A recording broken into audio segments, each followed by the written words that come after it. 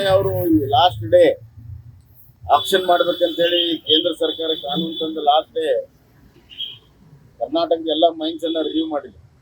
ಅಲ್ಲಿ ಸಾಕಷ್ಟು ಪಕ್ಷಕ್ಕೆ ನಷ್ಟ ಆಗಿದೆ. ಅದರ ಬಗ್ಗೆ ತನಿಖೆ ಮಾಡ್ತಾರೆ. ಮತ್ ಹಿಂದೆ ಜಿಂದಾಲ್ ಬಗ್ಗೆ ಪತ್ರ ಬರ್ತಿದ್ರು ಎಚ್.ಕೆ. ಪಾಟೀಲ್. ನಮ್ಮ ಸರ್ಕಾರ ಇದ್ದ ಯಾವುದೇ ಕಾರಣಕ್ಕೂ ಅವ್ರಿಗೆ ಲ್ಯಾಂಡ್ ಕೊಡಬಾರ್ದು. ಸರ್ಕಾರ ಬಂದ ಮೇಲೆ ಕೊಡ್ತು. ಅದರ ಬಗ್ಗೆ ಹೇಳ್ತಾರೆ. ಹೀಗಾಗಿ ಡಬಲ್ ಸ್ಪೀಕ್ ಇರುವಂತ ಸರ್ಕಾರ ಇದೆ. ಜನ ಇಡೀ ಶಾಪ ಆಗ್ತಾ ಇದ್ದಾರೆ. ಯಾವಾಗ ಈ ಸರ್ಕಾರ ತಗೊಳ್ತಿದೆ ಅನ್ನುವಂಥದ್ದು ಜನಸಾಮಾನ್ಯರ ಮನಸ್ಸಾಗಿ ಇಷ್ಟೆಲ್ಲ ಆಗಿ ಅಲ್ಲಲ್ಲ. ಈಗ ನಾವು ಅವತ್ತೇ ಹೇಳಿದೀವಿ ಇದು ಸುಳ್ಳು.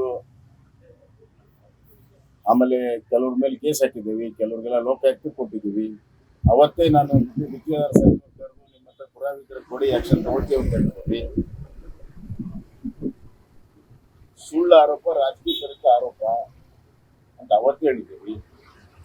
ಈಗ ಅವ್ರ ಮೇಲೆ ಎಲ್ಲ ರಂಗದಲ್ಲೂ ದೊಡ್ಡ ದೊಡ್ಡ ಭ್ರಷ್ಟಾಚಾರ ಆಗ್ತಾ ಇದೆ. ಈಗೇನ್ ಹೇಳ್ತಾರೆ ಅವರು? ಅದೇ ಗುತ್ತಿಗೆದಾರ ಸಂಘನೇ ಅವ್ರ ಮೇಲೆ ಆರೋಪ ಮಾಡಿದ್ದಾರೆ.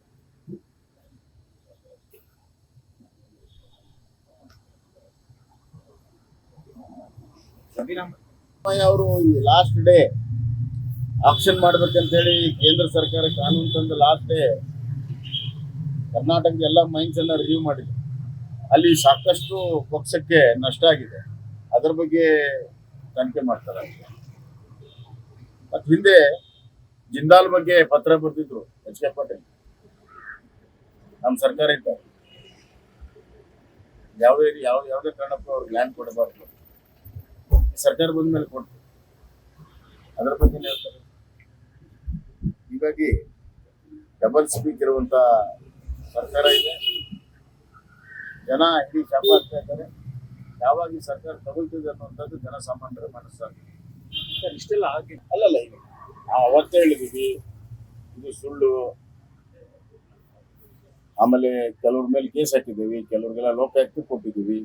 ಅವತ್ತೇ ನಾನು ನಿಮ್ಮ ಹತ್ರ ಪುರಾವಿದ್ರೆ ಕೊಡಿ, ಆಕ್ಷನ್ ತಗೊಳ್ತೀವಿ ಅಂತ ಹೇಳ್ತೀವಿ. ಸುಳ್ಳು ಆರೋಪ ರಾಜಕೀಯ ಪ್ರೇರಿತ ಆರೋಪ ಅಂತ ಅವತ್ತೇ ಹೇಳಿದ್ದೀವಿ. ಈಗ ಅವ್ರ ಮೇಲೆ ಎಲ್ಲ ರಂಗದಲ್ಲೂ ದೊಡ್ಡ ದೊಡ್ಡ ಭ್ರಷ್ಟಾಚಾರ ಆಗ್ತಾ ಇದೆ. ಈಗೇನ್ ಹೇಳ್ತಾರೆ ಅವರು? ಅದೇ ಗುತ್ತಿಗೆದಾರ ಸಂಘನೇ ಅವ್ರ ಮೇಲೆ ಆರೋಪ ಮಾಡಿದ್ದಾರೆ.